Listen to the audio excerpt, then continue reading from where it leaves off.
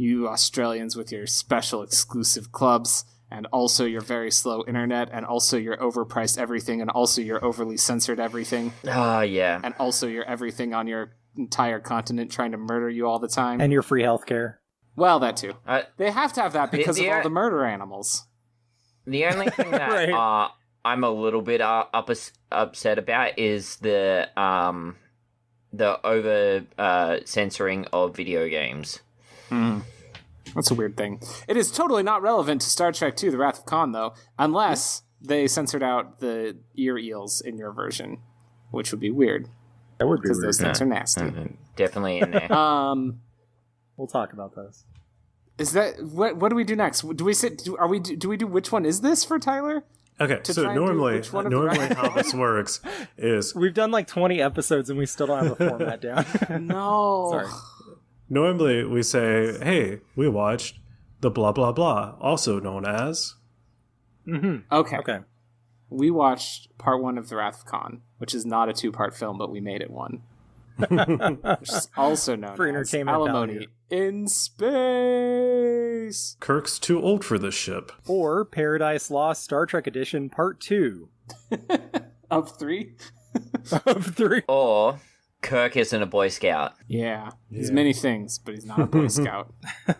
Then- Is that about do you got sex? for Is this? that line about sex? Anyway, so much of Star Trek is about sex. Hey, I got another alternate title for you guys.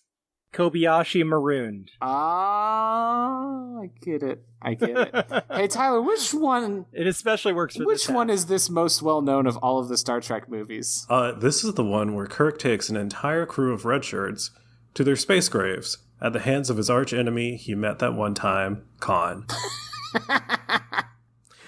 Yeah, ironically, almost everyone who died was actually wearing a white shirt when like most people are wearing red shirts, but Yeah, the uniforms are strange in this one. We'll talk about that after we do a summary. In the 23rd century. I choked myself saying summary like that. Hang on. In the 23rd century, Captain Kirstie Alley defies intergalactic treaty by flying the starship Titanic directly at a Klingon-shaped iceberg, leading to the deaths of beloved characters Spock, McCoy, Uhura, and even Sulu. Just kidding. It was all a simulation being led by none other than Admiral Jim carries his own backlight with him, Kirk, who has somehow been put in charge of teaching youngsters how to follow the rules.